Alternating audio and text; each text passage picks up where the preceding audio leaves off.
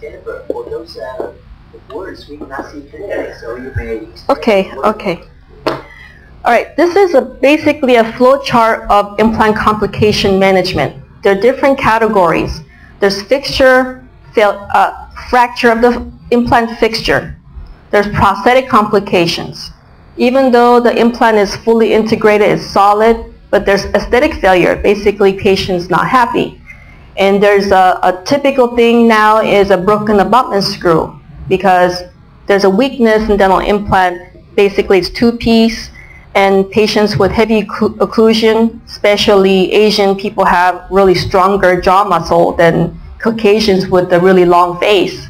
So typically the screw loosening happens, especially when the occlusion is not perfectly correct, or maybe there is not enough natural teeth to kind of give a support.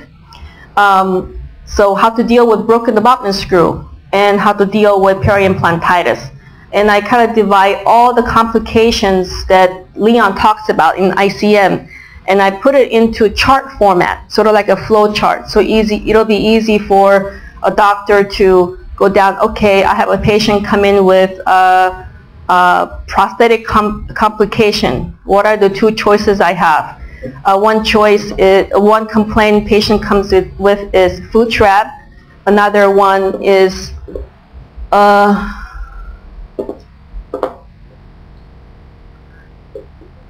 if the implants are too close together, you have a difficulty restoring. So if you have a foot trap, what do you do? And if you have two implants too close together, what do you do? There's different procedures that you can do to remedy the problem. So this flow chart will be in your file so that people can share with it. I mean, there's more procedures that you can expand from, but this is a very basic. So today I'm going to be talking about aesthetic failure, and that's when I can use the behavior, the gingiva, to fix it. It takes a lot of visits and time, but it can be fixed.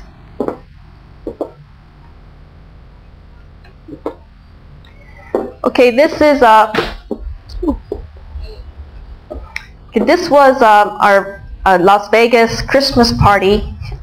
We decided to all dress up and go have dinner, and we even had, because one of our patient was sort of like a head chef at the Italian restaurant, so he even made us a chocolate dessert with the DII logo on it. So those were the good times before the American bubble popped. And these are most recent family picture I have. It was her birthday, the day that we took a picture, and this is a funny one, as you can see. But that's 2008. It's time for us to take another one. We usually take it in Taiwan because it's cheaper in Taiwan than in America. So I'm going to start out talking about vertical translation technique. I'm sure you heard of vertical translation technique.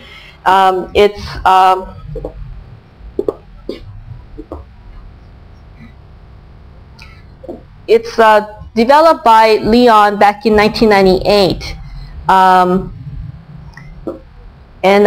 It first was, when he first presented to AEP meeting in year 2000, like it was like standing room only. Like all the seats were full, people were standing on the side of the wall, and then they were standing outside of the door to just listen to his lecture, because it was a very new, innovative stuff. Do you have something to advance? Advance by remote? Yeah. Oh, okay. All right.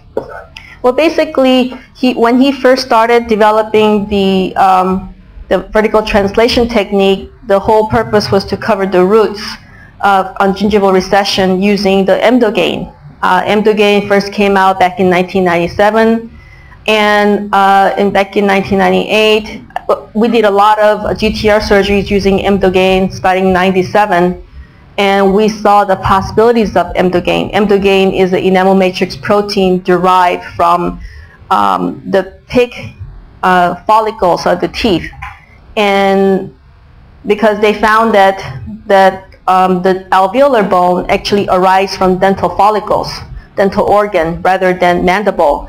So actually they found out from the mammoth fossils found in, I guess, Siberia, embryologically they saw a bone separated from the mandible, and later on it fuses together to the mandible. So actually they realized the alveolar bone, which is the bone that holds on to the roots of the teeth, were derived from a dental organ.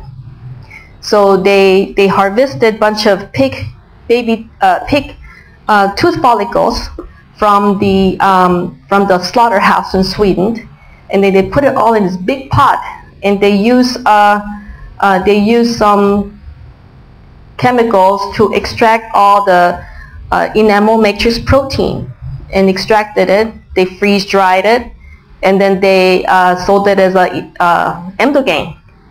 That's originally when it was A and B. A was the freeze-dried enamel matrix protein solids, and then B is something similar to alginate origin. It dissolves the freeze-dried enamel matrix, and then later it becomes one liquid. You dry it up, you draw with the syringe, and you apply it within 2 hours to cleaned root surfaces. And because it's a multi-mesenchymal cells, pluripotential cell, it will regenerate the periodontal ligament, then the bone, and it really worked.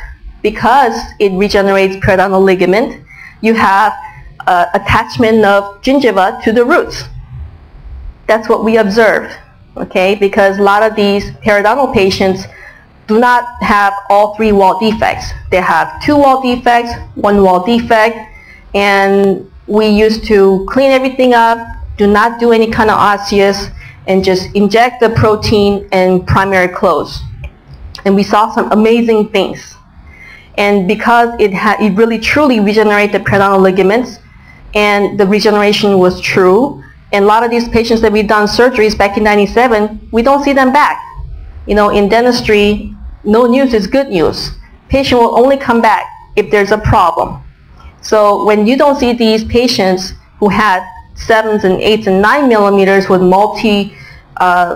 multiple defects in one quadrant, and you don't see them back, that means it's still in pretty good probings.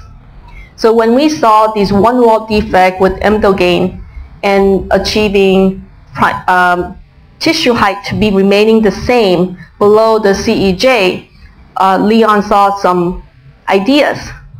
So at that time, most popular thing in periodontal in JP, Journal Perio, was root coverage using either Gore-Tex or root coverage using the Guidor. It was all started with Italians, and he feels like, okay, well, he already mastered how to do root coverage with connective tissue. He already mastered how to root coverage with, we were a biggest user of Guidor membrane back in 1995, 96, 97.